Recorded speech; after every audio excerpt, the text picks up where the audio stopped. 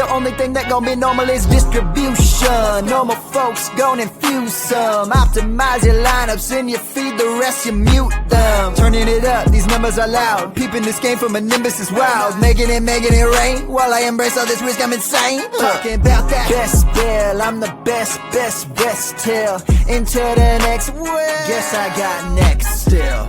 Best bill, I'm the best till into the next world. Guess I got next still.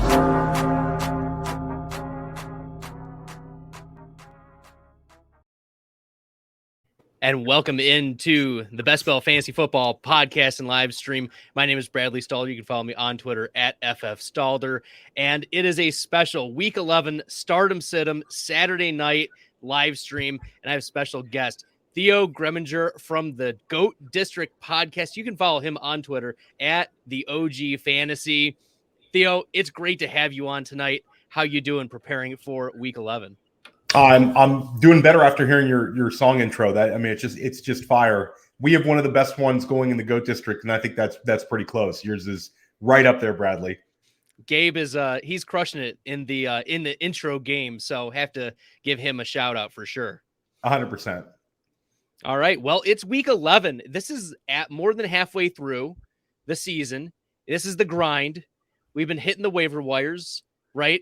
We've been trying to decide which players am I going to drop in the pre-show meeting. There are some pretty heavy hitters, Theo, that you were debating whether or not are going to be rostered.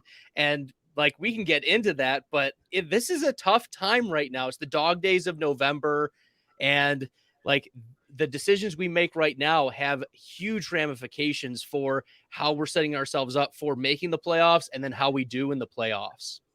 Yeah, and then for some people in home leagues, these next few weeks are really big for getting that first round bye. And especially this season in a year of all this attrition, all these crazy injuries, being able to play one less playoff game is going to be a huge advantage. And yeah, like you mentioned, a lot of my leagues, I feel like the difference between the third place team and the seventh place team, there's a few teams in contention to make the playoffs, and these games really matter. I know I have a big game that's a 5-5 team against a 6-4 team this weekend. I have a number of those kind of games where I really need to win, and I'm trying to grind, my tail off waivers wise. But some of these injuries, you just like you mentioned, it's impossible to replace some of these guys. Well, and then we might be getting some players back. Who knows? Keenan Allen practiced this week. Mike Williams practiced this week. Marquise Brown practiced this week. I don't know if you've gotten a feel for whether Hollywood's going to make his debut back from the IR in Mexico City, but that's one we're going to have to wait on, and fantasy managers might have to find a pivot if, in fact, he does not play. Yeah, so that's a weird game. I have a couple of Kyler Murray teams where I'm having to weigh out using a high-end QB2 play versus waiting for Kyler and rostering, Colt McCoy. So Colt McCoy doesn't have an injury distinction, so at least you get that one. You mentioned Mike Williams. At least we get him announced that he's going to play. 200%, Theo. 200%. 200%. 200%. So, you have to be bullish about him. I think it's a big thing to get Mike Williams back. But Hollywood Brown, it's funny you mentioned him. The clips of him from practice, it looks like he never missed a beat. He looks incredibly quick. Obviously, we don't see the entire picture. We're not seeing him, against an NFL defense, but we're seeing him run through drills, and he looks very much like a sub 4.3 40 type guy. So it's a tilting one. I think that the move in a lot of home leagues, if Trey McBride was not picked up, you can slide Hollywood into the flex and try to use Trey McBride. If Trey McBride has been picked up, which in a lot of my leagues he was, and he was aggressively picked up, then it's difficult to find a pivot because Rondale Moore is already picked up, and DeAndre Hopkins is DeAndre Hopkins. So it's a tough one. It's a really tilting one to kind of weigh. Do I wait for a potential wide receiver 2, or do I play a safe, healthy wide receiver 4, running back 3 type flex? Well, and you mentioned Hopkins too is significantly questionable for this game. not necessarily a downgrade. Like, he's not been downgraded. He's been questionable all week, but it wouldn't surprise me either if he's held out in because Mexico City, if we remember the last time that players played there, the elevation is a significant shift. It's higher than Denver. It's higher than Denver, significantly higher than Denver. I'm a big U.S. men's national team soccer fan, and anytime a team plays Mexico in that stadium, it gives you all kinds of problems. There's also the smog factor in Mexico City that you don't really have. So you combine the elevation higher than Denver with the smog. I don't know. I still think D-Hops gives it a go. It sounds to me like D-Hops is going to be good to go. Yeah. If they don't have D-Hops and they don't have Hollywood Brown, potentially no Kyler Murray, I mean, that Rondell game could be a beatdown. I will like that for my Rondell Moore shares for sure. All right. Well, for those who are tuning in and listening, make sure you throw your questions or comments into the comments section. Theo and I will interweave those throughout it. But we do have a few players that we want to talk about today, and that the first one that I want to throw in there is Christian Watson. Christian Watson, the expert consensus on Fantasy Pros had him at wide receiver 29. I bumped him up to 28 because I was like, he's probably gonna get some target. You can't ignore a 40% target share, in week 10. Just can't ignore it. But at the same time, 3 touchdowns that felt Gabriel Davis-y. So I didn't want to go too hog wild on him. I know that some fantasy managers had him at 15, 16. I just couldn't do it. But I'm happier that, he ended up getting those 2 touchdowns, even though he only caught a couple passes in this game. Yeah, I tweeted out, I think I tweeted out on Tuesday that if you're not playing Christian Watson this week after what happened before, then you're the kind of person that gets up from the blackjack table if you win 3 hands. And a couple people said, we don't chase points. We definitely do not chase points, but we do chase usage from, players with elite prospect profiles. Right. And Watson, he was a smaller school guy, an FCS guy, but he was the 34th overall pick. He's a 4.3 guy. The Packers took him extremely high, and he was coming off a 3 touchdown game. And the thing that impressed me the most about that was it was not only the 40% target share, which is nuts, but he had a potential 4th touchdown where he kind of lost track of the ball. And it was a close game. It wasn't like they were chasing. And it wasn't like this all happened in a half. It was the game plan. They kept going to Christian Watson against a defense that we respect in Dallas. And I think it's kind of a litmus test. This time of year, you mentioned how important these games are for us to win and our approach to the game, how it feels like the games have more weight. To me, I like to lean towards the ceiling plays over the floor plays. And I think when you go, it's just a more optimistic way of playing this game. You never feel great when you start a guy and you say, well, I'm really hoping I get those 10 points. You can hit your number and still lose the week. If I'm going to go down, I want to go down swinging, and I want to play guys with high ceilings when I'm breaking ties. And I think that Watson really showed you that it's a heater. It's, guys do go on heaters in this game, and we've seen it time and time again with younger wide receivers where these guys get hot in the second half of the year and they go on their tears. I mean, you think about DK Metcalf, you think about A.J. Brown, Deebo Samuel, these sort of guys, Chase Claypool, when it's usually happening in the second half of the year.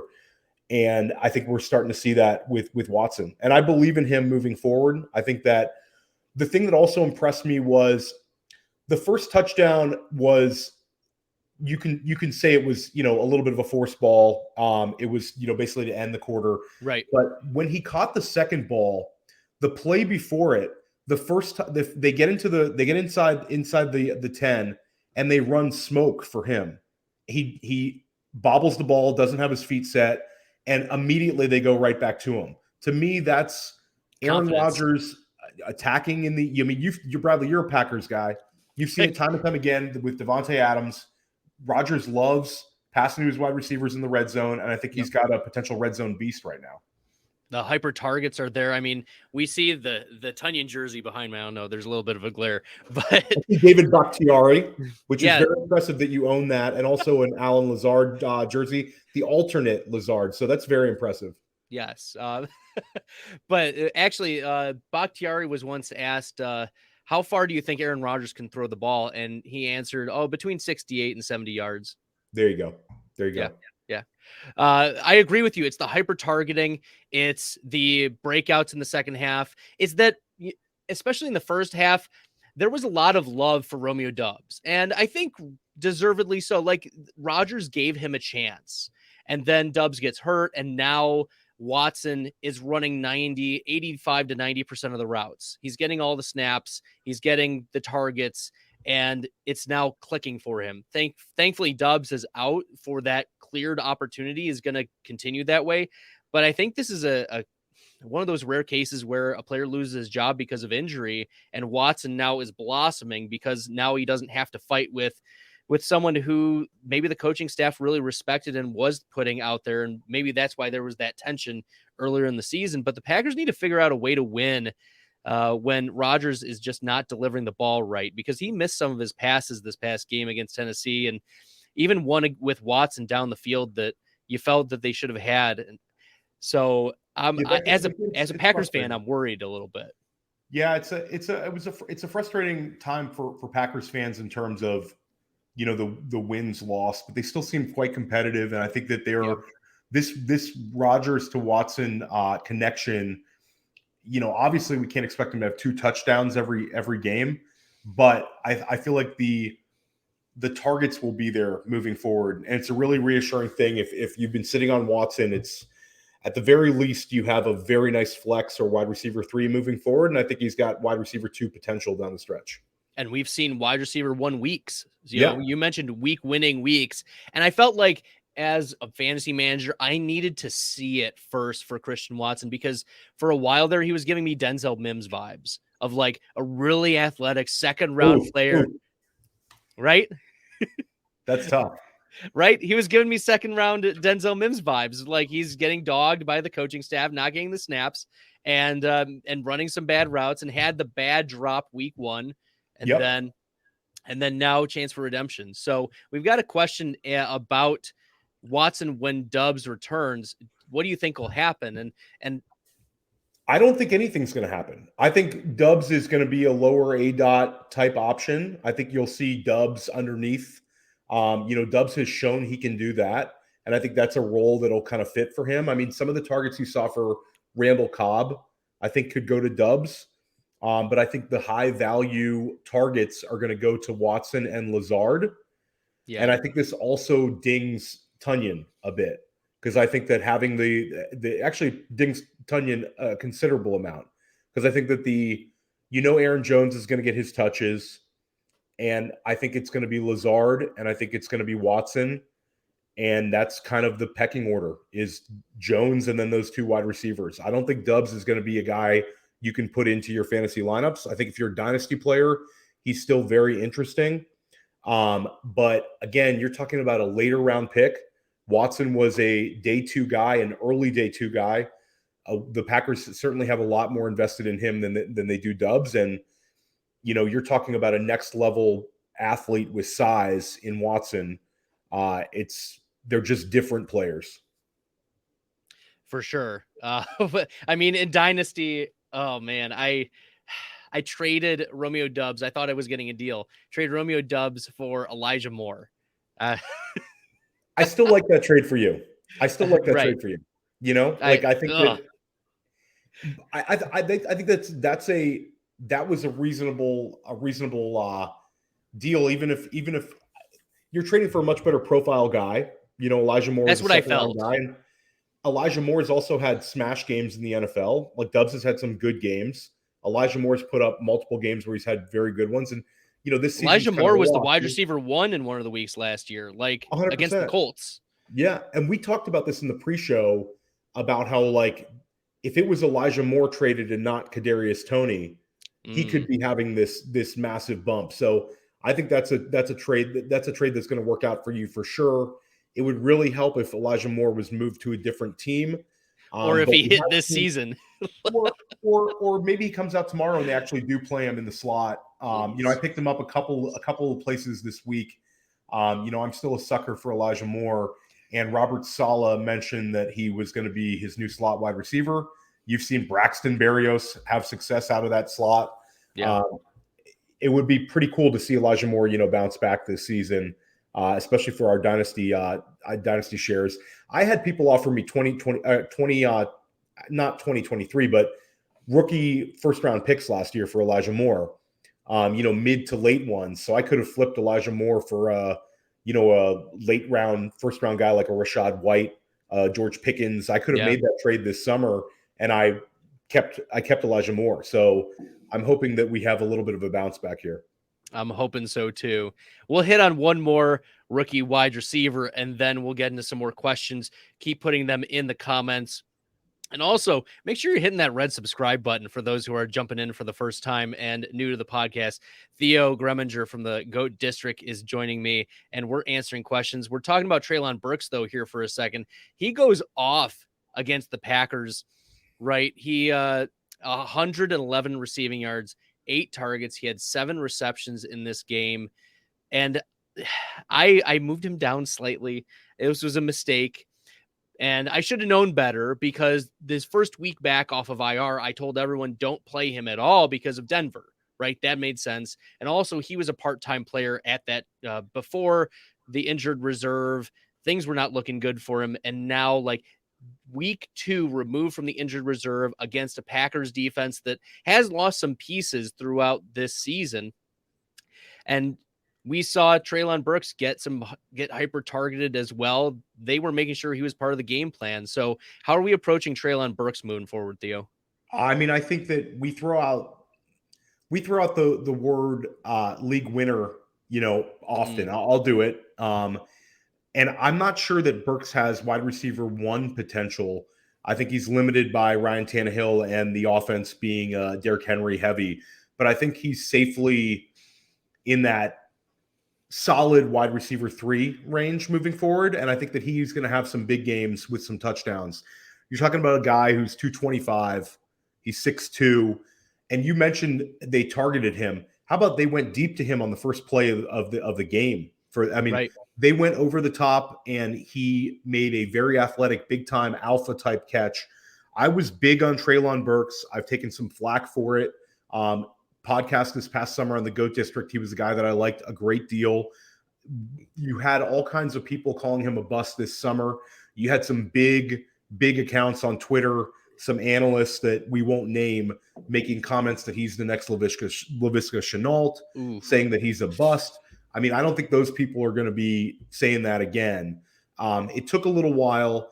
Last week, we saw the 6 targets, which equaled his season high.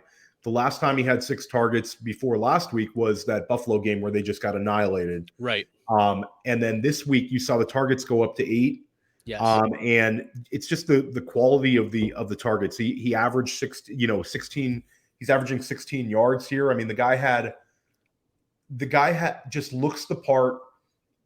He was a top 20 pick in the draft. And I think that this is like a changing of the guard here. And I think Treylon Burks is easily their wide receiver 1 moving forward. And I think that he will get in that 6 to 8 targets a game range moving forward. Well, if we remember, Tennessee traded away A.J. Brown for the rights to draft Treylon Burks. And if you look on playerprofiler.com, which, Theo, you contribute regularly to them. I write the waiver wire column every week that drops on Tuesdays. So we've talked about Treylon Burks a number of times because he was dropped in so many of these leagues. The threshold I use is 25% or less rostered in Yahoo leagues. Mm-hmm. So a lot of the the big sites will list guys that you can't get in your leagues, Bradley. But in certain home leagues, Treylon Burks was there. Mm-hmm. I'm in a competitive $500 home league. And Treylon Burks was dropped, and I picked him up. He's on my bench this week, and we encourage people to add him multiple weeks over. And it's just like, this is a lesson learned: is you don't give up on these, these very talented, high-profile guys. You got to bet on the talent, even though they don't show out even for a couple weeks. Like, as long as you can afford to have your benches, because some of the home leagues have really small benches. Those it's leagues tough. are tough. Those It's leagues, tough. I don't know about you, but I'm in one still. Mostly I play, mid to high stakes in NFFC or FFWC and a lot of FFPC. But I still have one home league where I feel like I can't keep half the guys I want, and it's hard to look at the free agents. Increase your bench sizes, people. It's the best way to play fantasy. Like my home league after week 1, Travis Etienne was dropped for Nyheim Hines. Like wild. So of You got to course remind that guy every year. You need to remind that manager, Bradley. That's an all-time drop. So Etienne is certainly on my team moving forward. But, love that. All right, so let's answer some questions. We see them popping in the comments. Make sure that you are hitting that subscribe button, dropping in the comments. We've got one from Richard Hernandez from YouTube. Time to move on from Cordarrelle. In full PPR, do I go with Latavius, Melvin Gordon, Pacheco, or Kareem Hunt, who are all available on the waiver wire? This is an interesting one to navigate, I think, Theo, because Cordarrelle Patterson, we've seen the highs and the lows. Pacheco is tempting. I would say Pacheco to me I would prefer having Pacheco. But the other guys, it's a difficult one. Right. The fact that we saw Cordero come back and have 2 touchdowns. Then we see Cordero play on a Thursday night game. Short do week. Nothing. It's short week, 6 touches. Bad weather. Yeah, and you might say that they were not trying to overuse him coming off of injury. Right. This is the week, like we talked about in the pre-show. Test. If he has another game where he's out-touched by Tyler Algier, then yeah, I'd want. I don't know those names. None of those guys are really enticing to me right now, though. Kareem Hunt's interesting because Deshaun Watson will be back soon and that offense could go nuclear. And he's also, still one of the best handcuffs in football, right, behind a guy who gets a lot of touches in Chubb. But I don't know. I'd probably prefer Cordero over the Denver backs. I think that there's just not a whole lot of upside from that offense.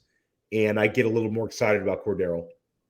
I agree with you. I want to see if they use Pacheco in the passing game. That's going to be the pivot for me because McKinnon had 8 targets and 6 receptions in this past game. He was clearly the third down back, but if Pacheco can even get 3 receptions, then we're talking about a high-end running back too, pretty consistently moving forward in, as you mentioned, in a nuclear offense.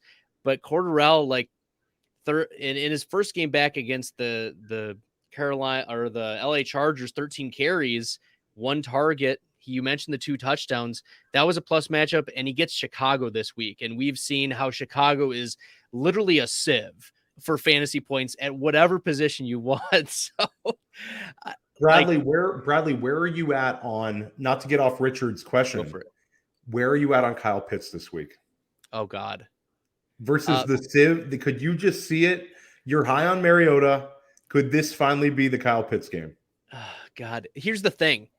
Kyle Pitts dudded last week, and we're all given crap of oh, Kyle Pitts did terrible. Kyle Pitts was trash. Targets and air yards. If you're a targets and air yards guy, Kyle Pitts, yes, he didn't even get 30 receiving yards, but if you were watching the game, there were 2 or 3 passes that were, as you mentioned, air yards, and Mariota just missed him by this much. And if it was a dry environment, man, that is like a 20-yard reception, of 25-yard reception. And we're talking about, instead of 2 for 8 or two receptions, 28 yards on 8 targets, we're talking 4 receptions for 70 yards on 8 targets. And that is a complete shift in narrative. He's not tight end 22. He's more like the tight end 9, 6, even. We're talking a completely different narrative. And this is, as we mentioned, Chicago, they traded away 2 of their best defensive players right before the deadline. And we've seen that the ramifications happen. They average 38 team points given up the last 3 games since the trading deadline. And that's why Fields is Justin Fields, because the Bears have to be playing catch up. And Eberflus has said, go for it, Fields. Like you do the offense. If you need to run, go for it. If you need to pass, go for it. And, I think that this is going to be one of those interesting games where you could see Kyle Pitts going 5 for 85. Yeah. It's a difficult one because he's hurt you so many times. But you've seen these things happen where a guy starts extremely slow, the narrative is written, then he has a couple games to end the year where they're strong, and all of a sudden he ends the year at like tight end 10. And you're like, oh, it's not a total bust. He was tight end 10. Even though if you drafted him, you're still hurting. I Right. just wonder if this is the one that gets it started. So looking at what Kyle Pitts, I looked at his extrapolated stats. So like you take what he's doing right now and you project it over 17 games. And there were only 7 or 8 tight ends who put up what he is projected to put up this year from last year. And we're calling Kyle Pitts a bust. Like it's only a bust because you invested like a 4th round pick on him or a 3rd round pick on him. 4th round, Bradley. I mean, I took him higher than that in tight end premium a couple of times. So it's right. And so you're feeling hurt because he's not returned dividends, but like he's not in the same tier as like a Dawson Knox or, you mentioned earlier in the live stream of Robert Tonyan, Hunter Henry. Like those are the types of, he's significantly above those players, but his consensus right now in Fantasy Pros is tight end 10 for this week. I've moved him up to 8, and I feel like even like I'm too low on Kyle Pitts. Yeah, it's I have a couple of lineups where I'm thinking about trying to jam him in there, and it's you feel like this apprehension, but it is the matchup, and he does get the targets and he does get the air yards. So this could be the week. I'm holding out hope.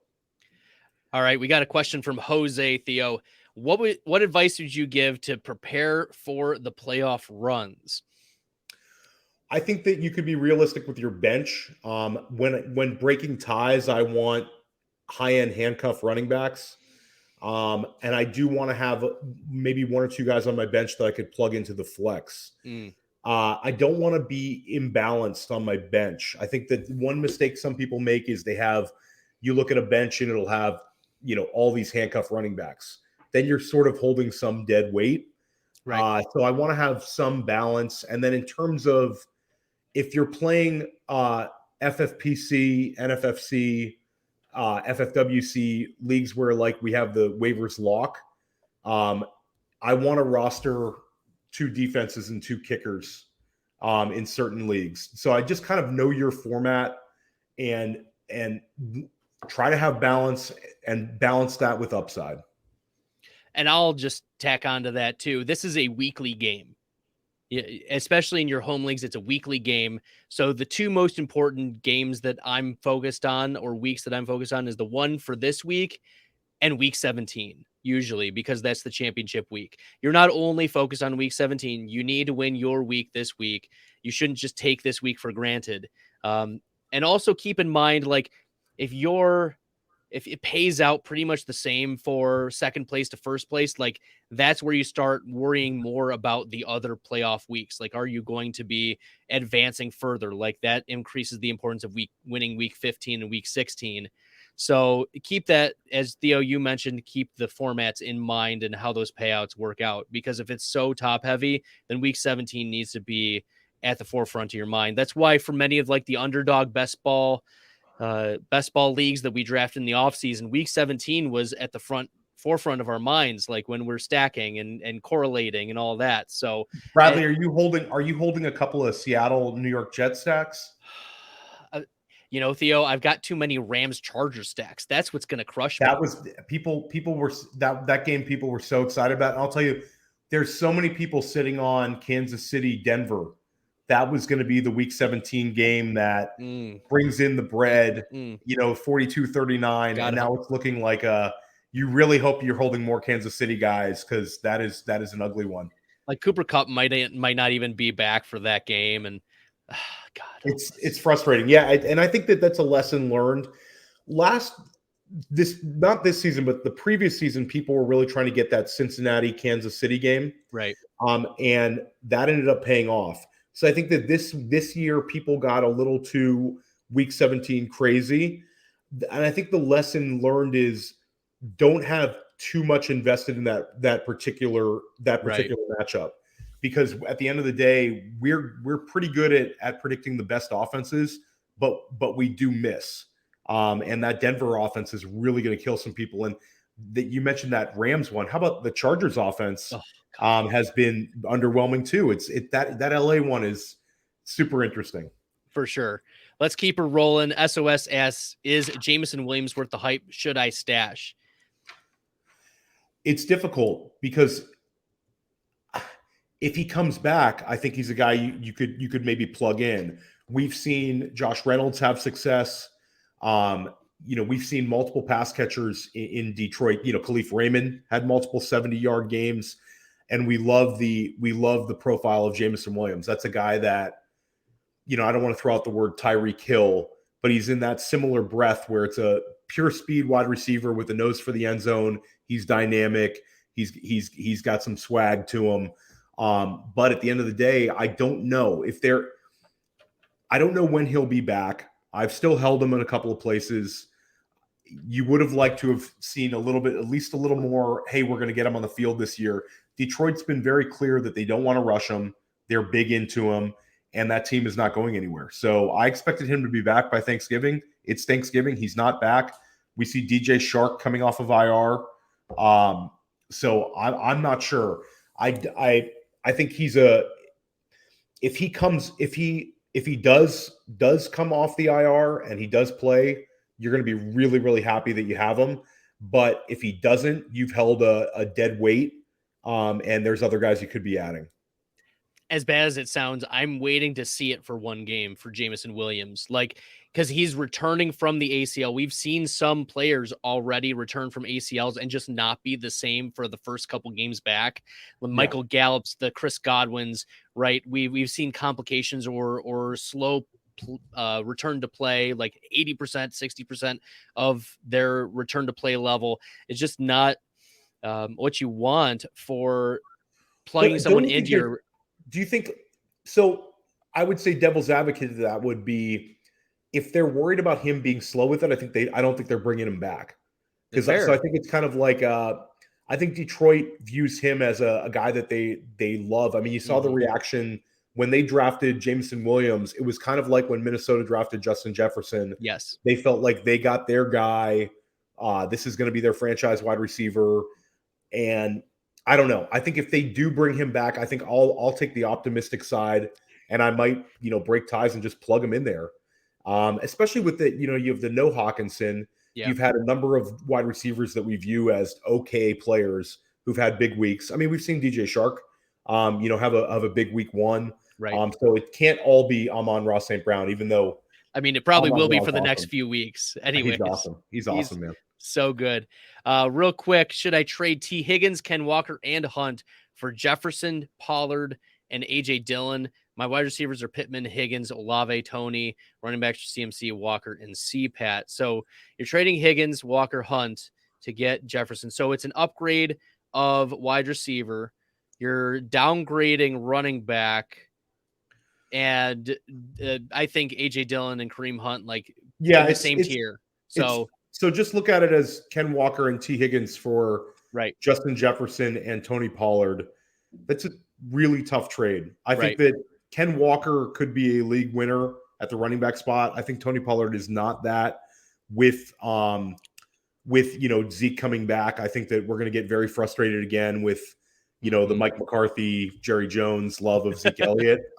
We could talk for an hour about that, Bradley, but I think that the X factor will be Jamar Chase. Yes. Because I don't know if he's going to be back as soon as some people think. I think that people are very optimistic he's going to be back soon. I don't know if that's going to happen. So you might be getting consider T. Higgins to be like wide receiver 6-ish versus wide receiver 12-ish, 13-ish if Chase comes back. So I don't know. It's very difficult for me to move Justin Jefferson. I have one league today where somebody offered me, it was a home league, but a pretty high stakes one. And somebody offered me Christian McCaffrey for Jefferson. I turned it down pretty quickly. Jefferson, I think, is the number one player in fantasy. For sure. It's hard for me to move on from him.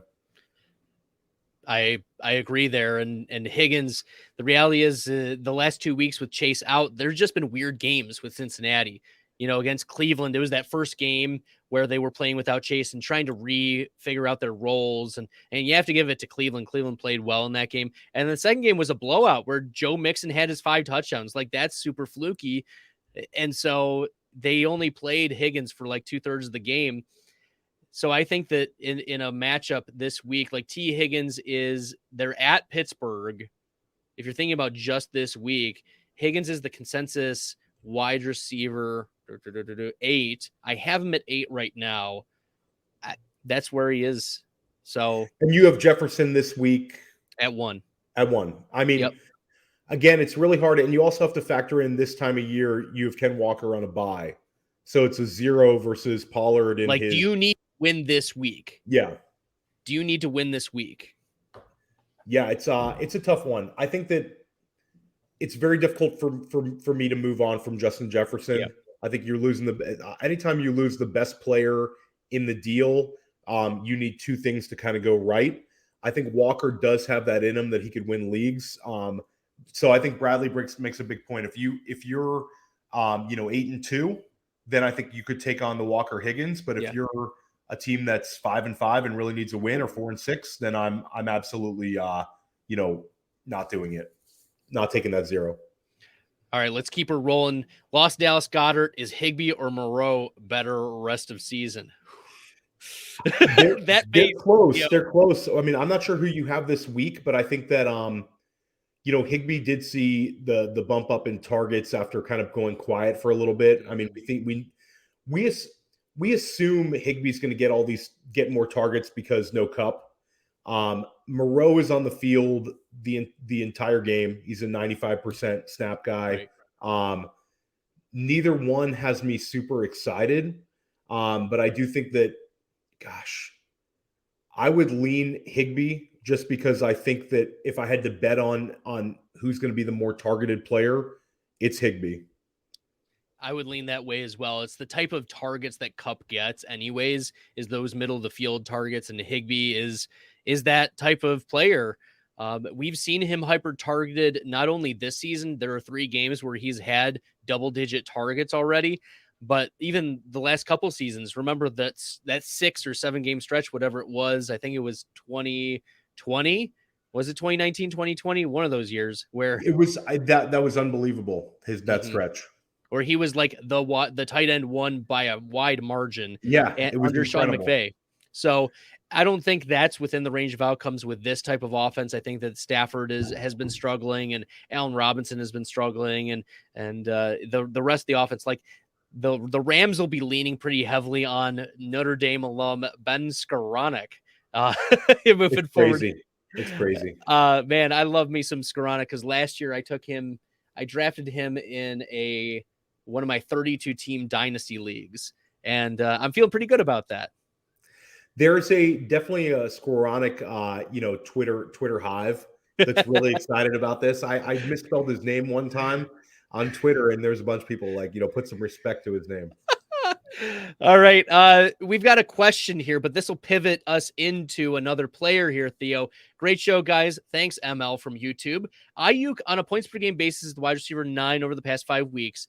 Can he remain a wide receiver 1 the rest of the time? And that'll tie into a player, Theo, you wanted to bring up during this live stream is Brandon Ayuk. He's consensus wide receiver 13 this week in the Fantasy Pros Accuracy Rankings contest.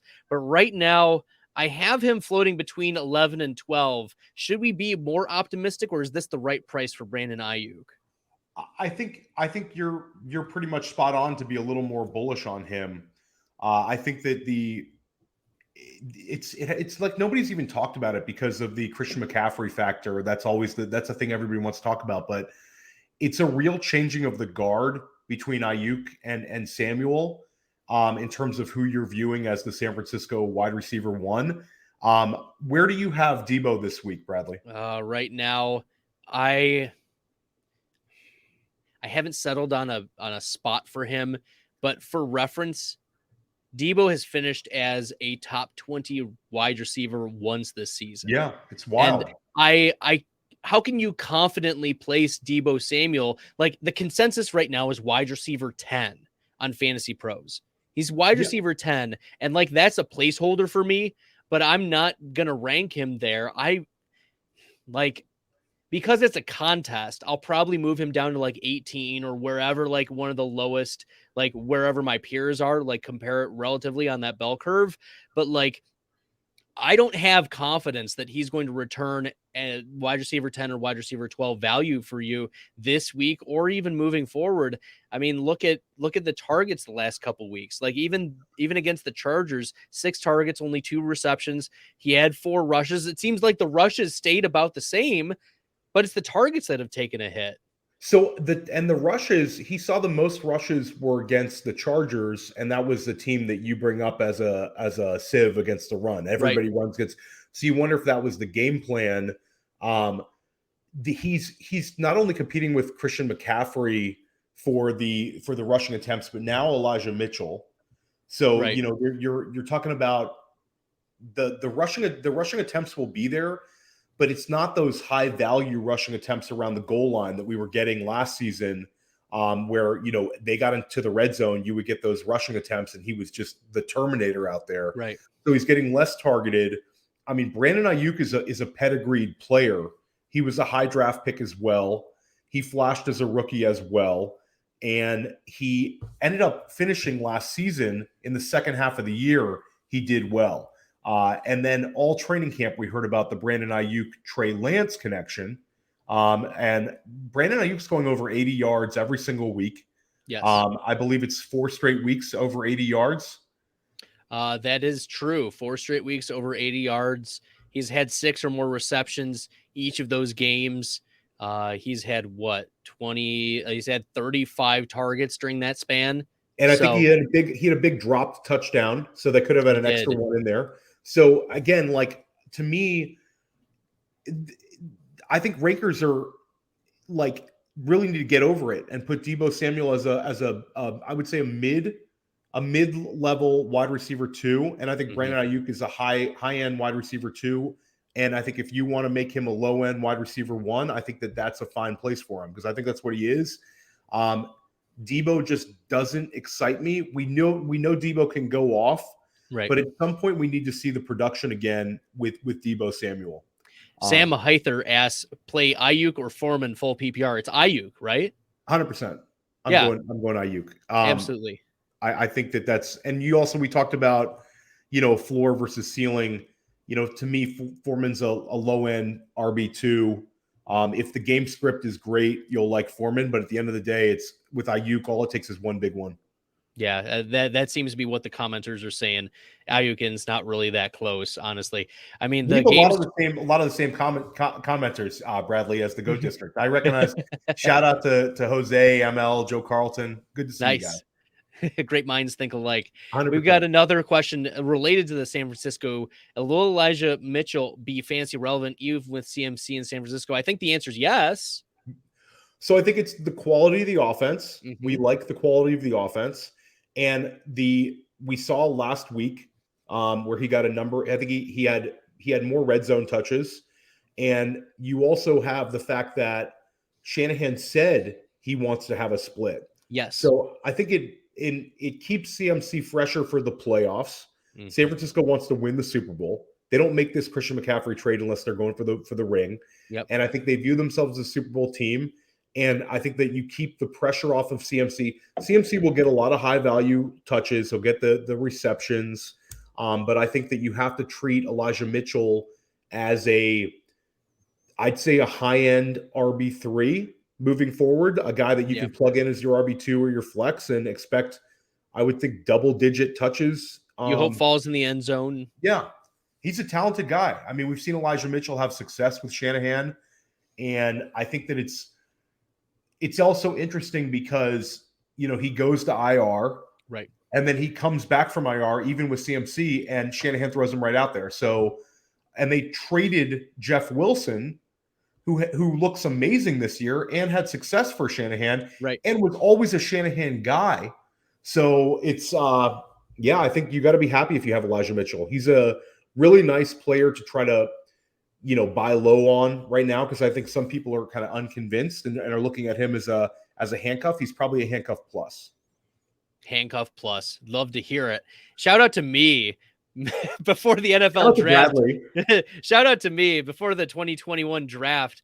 Billy and I were still together at that point, and we had one of the NFL scouts come on, and we all decided who we were going to have as our deep cut stash. And I can't remember who Billy or our scout picked, but I chose Elijah Mitchell as the deep cut.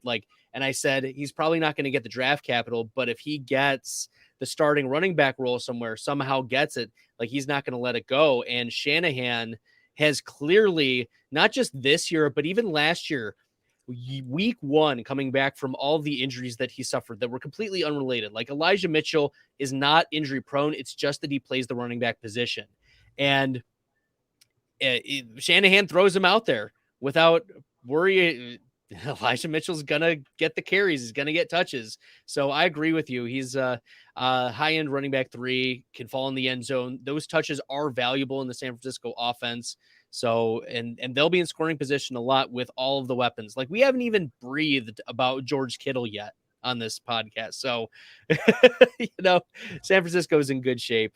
And we're going to keep moving for the sake of answering some more questions here. Sean says I have to start to, my options are Sanders, Swift, and Mike Williams. Are we trusting Mike Williams week 1 back from the injury?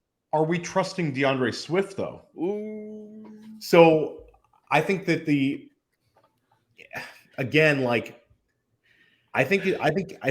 I'm playing Big Mike anywhere I have him.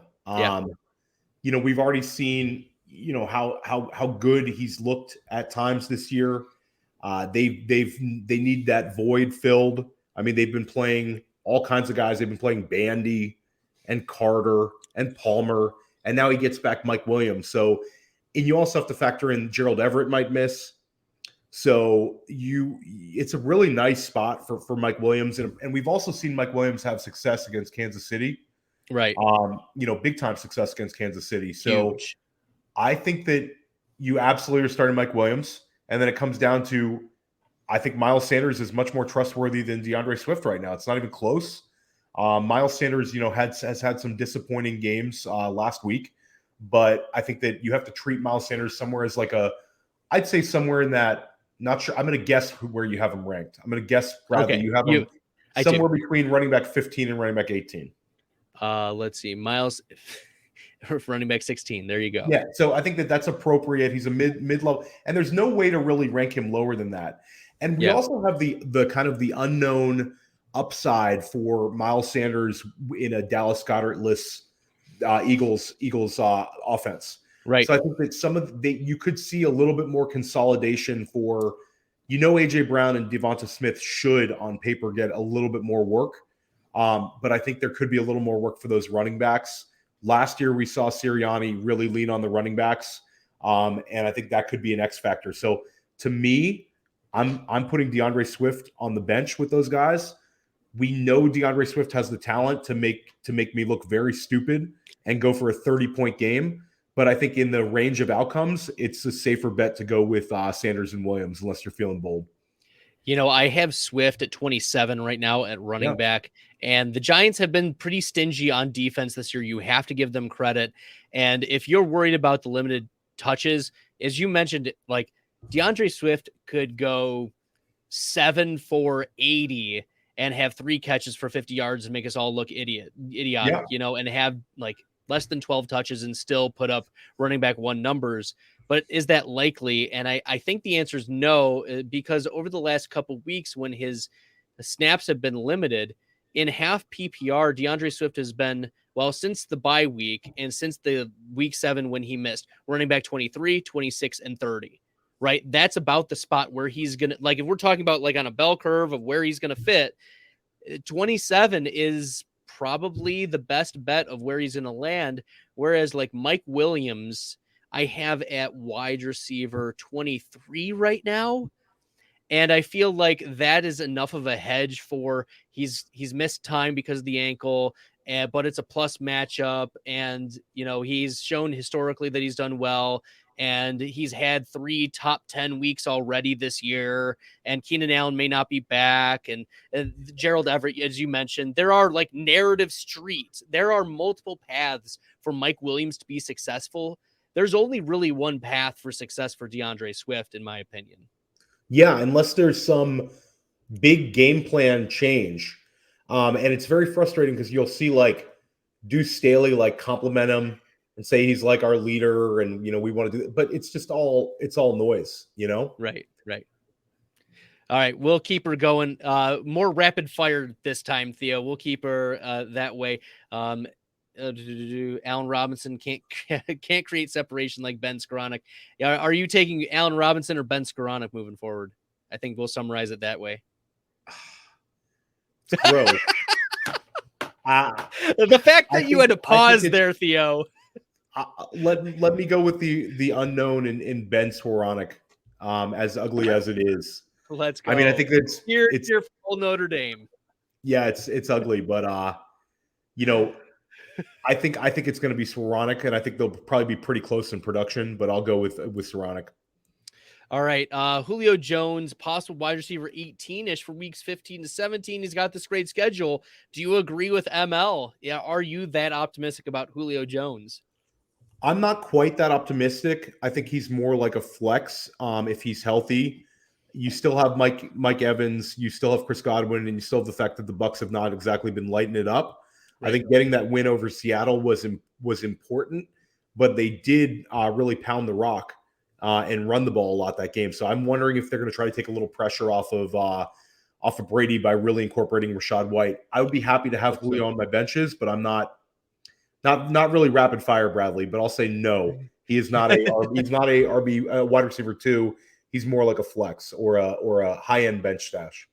I thought I saw a Rachaad White question in the comments, and I wanted to pivot. There we go. SOS. I did see it. There we go. Will Rachaad White keep the starting running back spot after the bye week?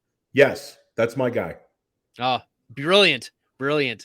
I think so too. It'll at least be more than 50-50. Yeah, and even if it's let's call it a 60-40 and he's got the juice, and hopefully he starts getting you'd like to see a few, like you bring up Pacheco, give Rachaad White a few targets. Right. He can do a lot with them. All right. Sutton or Tony, PPR, 12-man. I also have Isaiah Pacheco, and this ties into another player that we wanted to bring up is Kadarius Toney. Theo, there have been people on the Bird app who have been telling us to not start Kadarius Toney this week. They're insane. They're insane. What? Like it's almost like two separate fantasy Twitters. Like you can't like Cortland Sutton versus Kadarius Toney is an interesting one. Right. I probably am going Cortland Sutton over Toney this week in a normal PPR league. But again, I have pause there. And I think Cortland Sutton's a borderline wide receiver 1 with no Judy. So Toney is, for me, definitely a locked-in wide receiver 2. Mm-hmm. All it's going to take is more snaps. The guy had, I believe, 5 targets last week. But if you look at the amount of routes he ran and the amount of snaps he played, only 40% snaps, only 40%. It's crazy. So if he goes up and just absorbs the snaps, like I think Toney to me is a locked in wide receiver 2. Now I can make an argument that Toney's ceiling is higher than Cortland Sutton's ceiling this week, but in terms of safety, I'm going Sutton. 457, 2 rush attempts for 33 rushing yards and a touchdown. They are manufacturing touches for the player, the wide receiver who was the number 1 wide receiver last year in juke rate. 67% juke rate. Holy buckets. The dude and like Bradley, the guy with the hammy hop touchdown, it was one of the swaggiest things I've ever seen. It was beautiful. It was incredible. It was like meta. It was like we wanted this to happen. It affirms like all of what we were thinking. A complete breath of fresh air, a huge weight off your shoulders. That was like the moment the Kadarius Toney managers have been waiting for, and now it's just on. You throw him in the mix with Burks and Watson as like these 3 wide receivers. You really, really want at least one of those guys, if not 2 or 3 of them. Right now, Kadarius Toney is the wide receiver 26 in the Fantasy Pros actually rankings contest. I have him at 19. I do have Sutton at 13 right now. So to answer the question, I would take Sutton over it. The matchup is just so juicy against Vegas. The Vegas Raiders have given up 2 passing touchdowns and like 220 passing yards and 17 fantasy points to just about every single quarterback this year. And Sutton, with Judy out last week, 11 targets. You can't hate that. And we've already seen, even with Judy in the lineup, there were 3 other games where Sutton had double-digit targets. So wheels up for Sutton.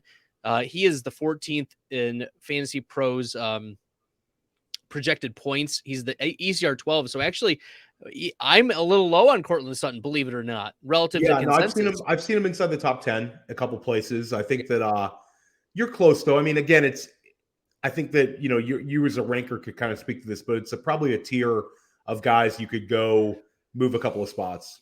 Right. And that was like that. Okay. So I moved Deebo Samuel as the placeholder out, and now he's back to consensus, like it's that type of thing. But nevertheless, Kadarius Toney, solid wide receiver 2 with extremely high upside. Sorry, this has not been rapid fire. We want to get to all these questions. It's my fault. I'm not very rapid fire kind of guy. Should I start Palmer or Peoples-Jones this week? I go Peoples-Jones. What do you say? Peoples-Jones. All right. Let's see. Traded Lazard and Foreman for Waddle. That's a W. Also, Geno and Schultz for Lamar. That's also a W. Yes, Jeff Johnson. Congrats on all your money you're going to make this year. Okay. Do you think Keenan Allen and Mike Williams will be on snap counts? Could that open up possibility for Josh Palmer? No. No. I don't think. I think if Mike Williams, they were worried about it, they would hold him out another week. They've certainly held him out. Yeah. And Josh Palmer's not the type of wide receiver to command targets. Keenan Allen commands targets. Mike Williams commands targets. Josh Palmer, he just falls into targets. He's just open because the other 2 were covered, whatever. So who would you start, Pickens or Palmer? I'll go Pickens. I would also go Pickens. I have Pickens at 29 right now, and I have Palmer at 34. Yeah, they're close. I'm a Pickens guy. I think it's a better profile, and you're going to get a smash game from him at some point. Well, and he gets the Cincinnati defensive backs who have been struggling as of late, struggling and injured. Big revenge game for Cincinnati this week after that week 1. Love to hear it. Same. I want to start Hollywood, but he's not activated yet. He could be. And the rankers don't have optimism. He's where do I have Hollywood? I have Hollywood right now at wide receiver 55 as a placeholder, but the consensus has him still at 109. Yeah, I think most people are betting on him not playing. Yeah. And we certainly it's 10 o'clock at night on the East Coast, and we're not hearing any updates. Yeah, we don't hear one way or the other. We're hoping that a Shefty bomb will come in soon, but it's still a Monday night game, and we may not find out until Sunday night. Yeah, it's a tough one. Unless you have an appropriate pivot, I think you got to go elsewhere. Is it worth keeping Deebo rest of season? Should I drop him and pick up someone like DPJ or Christian Watson? Certainly not DPJ, and I don't think you can even drop him for Watson. I don't think so either. Yeah, that's a tough one. How would we rank these players? Josh Allen, Brandon Ayuk, Fields. Wow, this is like a multi-tier, multiple choice question here, Bradley, Theo. what are you doing? I didn't know this was the ACT ML. We're just humble fantasy advice givers here. So he's saying rank. How would you rank these 3? Okay, so I'll take rest of let's season. say Justin Fields and Jalen Waddle. Yeah. I still might go Josh Allen and Brandon Ayuk because I think that Josh Allen is unbelievable, and I think that he's like Justin Fields has been fantastic, but his schedule gets difficult. Deshaun Watson, we're kind of hopeful for him to come back and produce, but we haven't seen it yet.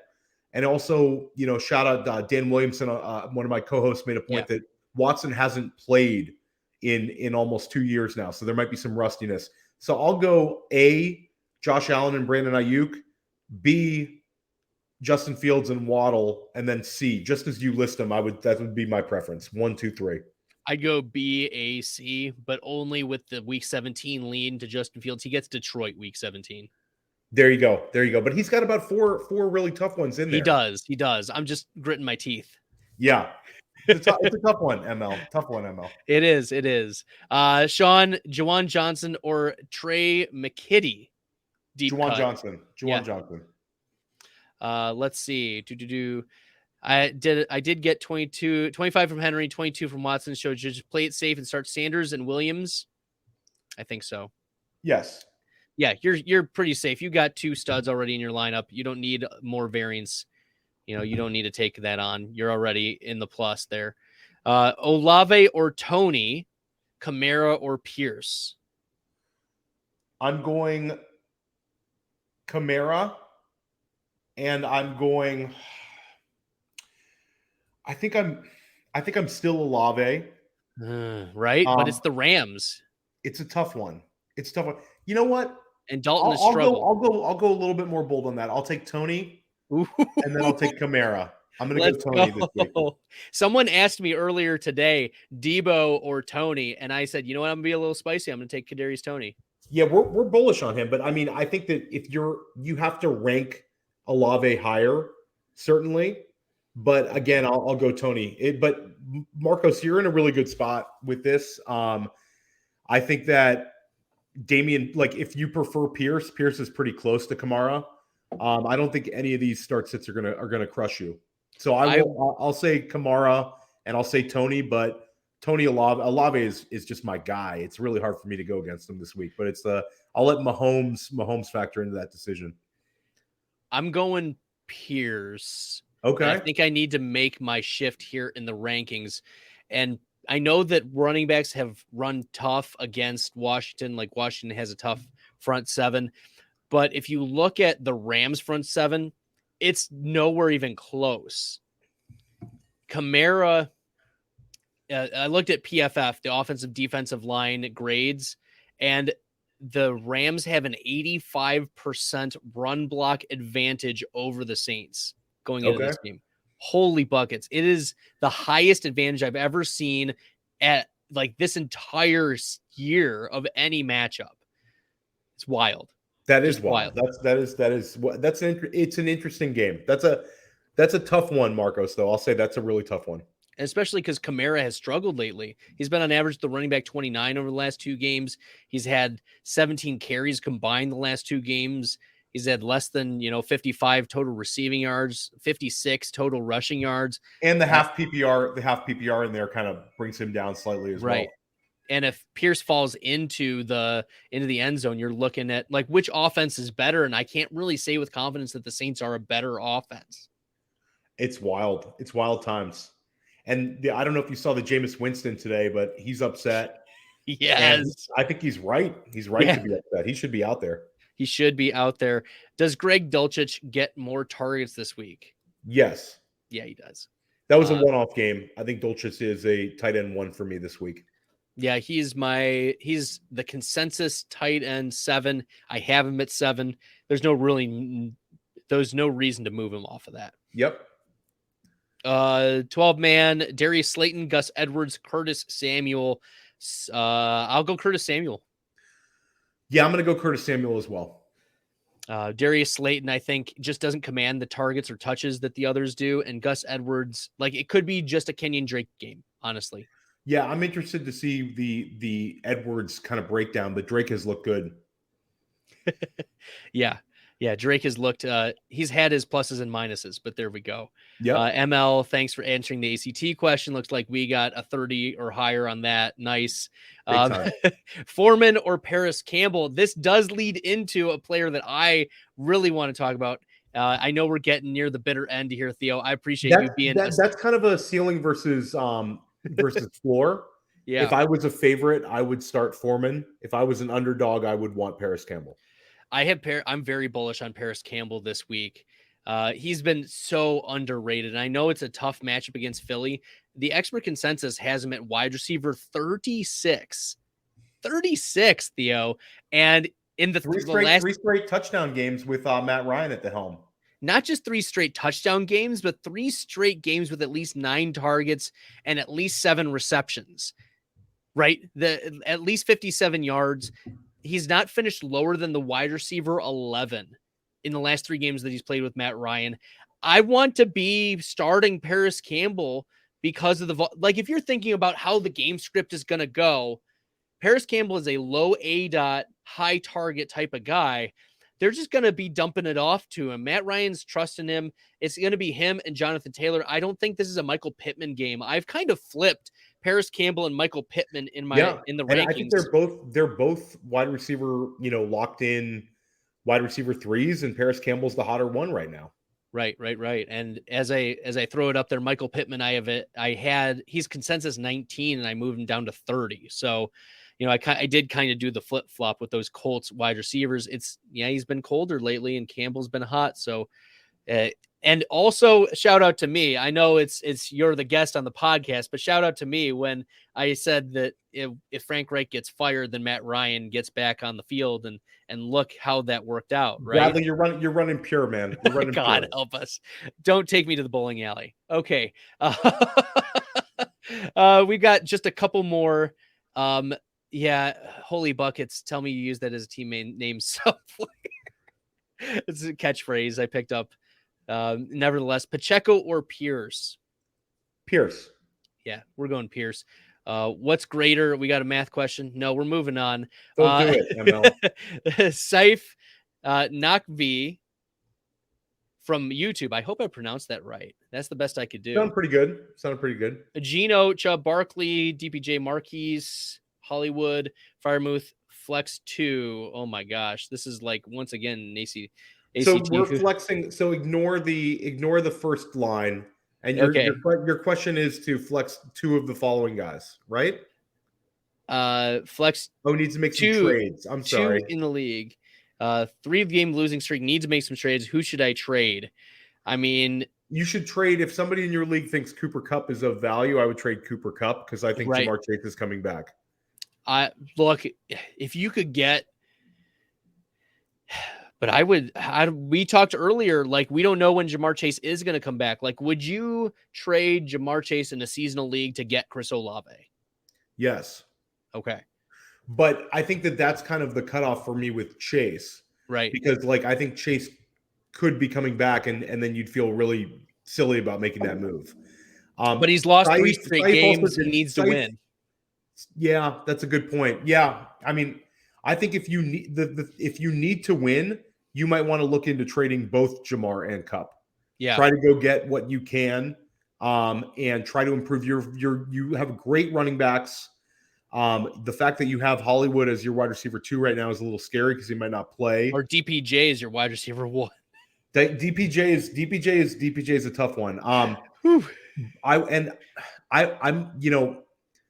Nico Collins looks a little bit better, but again, it's not a guy you're really leaning your hat on. And Cordero, we talked about the issues there. Yep. So I think that when you're in a must win, you've got to sell out. You can't take bye weeks. Nope. And even worse, you can't hold injured guys. So yep. Try to, like Bradley brings up, I think you could probably get more than Olave for Jamar Chase, even though he's hurt, I'd imagine, in most of these leagues now, because I don't think the narrative is he's going to be missing for that much longer. Like, could you get Kadarius Toney and Garrett Wilson, right? Like, yeah, like a 2-for-1, a good 2-for-1. Yeah, see if you can do something like that. But so Cooper Kupp, go get Paris Campbell for Cooper Kupp. Yeah, Cooper Kupp's not going to play again this year. If somebody doesn't believe it, go get him. Should we be buying low on Michael Pittman? No. Jonathan Taylor usage is back, and also Bradley. His love for Paris Campbell is for a reason. It's Paris Campbell season in Indianapolis. Hashtag Paris Campbell season. Yep. OHIO.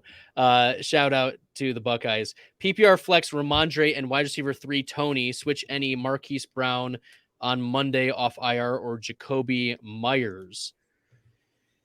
So should he put in Hollywood or Jacoby Myers for it looks like Tony or Ramondre in the flex. I think I would just keep it as you have it. Yep, I would agree. Jacoby Myers is a pretty safe guy, but he obviously lacks the ceiling of a Tony. All right. And you'd also have a double exposure to Patriots, which against that Jets defense that could go south. For sure. You just pick one because as you mentioned, the Jets defense, they've been playing admirably. Like, shout out to the Giants and the Jets. They've been leveling up this year. And the Jets defense is loaded. They've got a lot of young guys with talent. They're a fun group. For sure. Well, Theo, we've answered the questions. We've gotten through the marathon. This has been great. I really appreciate you having jumped on and made time, carved out some moments for both me and the Best Bell Fantasy community here. Where can the people find your work? Obviously, the Go District podcast and Player Profiler, but what do you want to highlight? I'm active on Twitter. You can find me at the OG Fantasy, and you can find me on Player Profiler. I do a weekly waiver wire column, and then during the off season, I'll do a number of other articles. You can find me in the Goat District. We're recording a lot. We're grinding like Bradley is, and we've been dropping at least 2 shows a week and sometimes more. This week we're gonna be with Scott Connor on Wednesday night. A lot of you Dynasty players, Scott Connor is one of the best Dynasty minds around, so come look for us there. But yeah, I love chopping it up with you, Bradley. This was awesome tonight. It really flew by.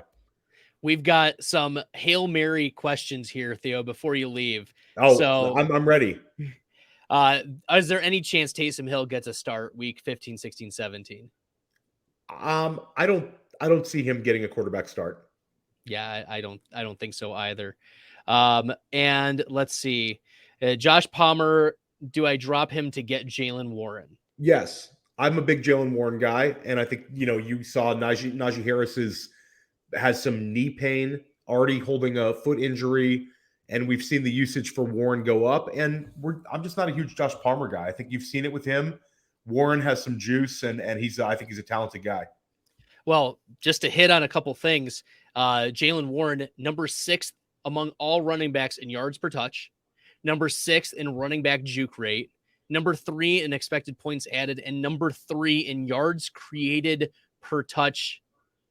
Like, this is, I know it was scoffed at last night or a couple nights ago, but he could be the next Tony Pollard. Yeah, I think that's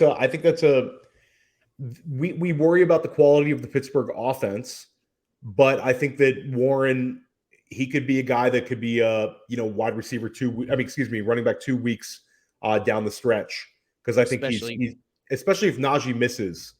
But even if Najee doesn't, I think it's starting to look like 50-50. So I'm definitely a Warren guy. There's a lot of outs for Warren. ML's giving us the shout out after trying to throw some math problems at us. Appreciate it, ML. ML's my boy. Drunk Squidward, last question, and then we will hit the outro. Thanks, guys. If Hollywood Brown plays, do I start him? Yes, I think Hollywood Brown is going to be somewhere between a 20 and 25% target share guy. We saw how great he was early in the season. You start him if you got him. Start him if you got him. Thanks, Theo. Have a great night, everyone. Good luck with your Week 11 start decisions. And until next time, good luck in the fantasy football streets.